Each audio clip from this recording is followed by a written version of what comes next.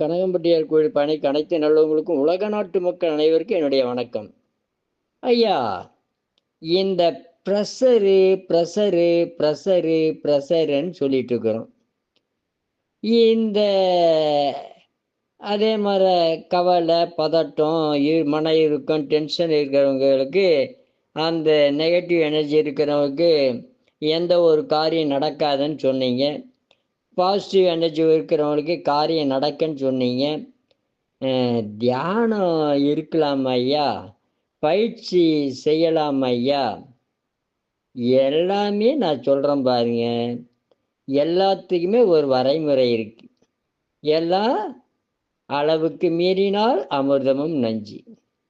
கோயில்லையே உட்காந்து தியானமே பண்ணிட்டு இருந்தீங்கன்னா எனக்கு ஒன்றுமே வேணாம், பொண்ணு வேணாம், மண்ணு வேணாம், பெண்ணாசை வேணாம், பொருளாசை வேணான்னு போயிடுவீங்க. அளவா தியானம் இருந்தீங்கன்னா எல்லாம் எனக்கு வேணும்னு நினச்சி எல்லாம் உங்களுக்கு கிடைக்கும். அளவுக்கு மீறினா வேண்டான்னு, எதுவுமே வேண்டான்னு வீட்டை விட்டு போயிடுவீங்க. அளவா செஞ்சா எல்லாம் கிடைச்சி சுகமாக இருப்பீங்க.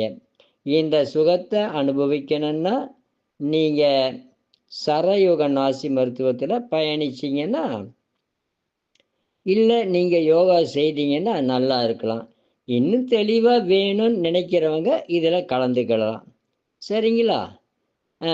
இன்னும் நாளைக்கு பார்க்கலாங்க. வாழ்க வளர்க உயர்க. நன்றி, வணக்கம்.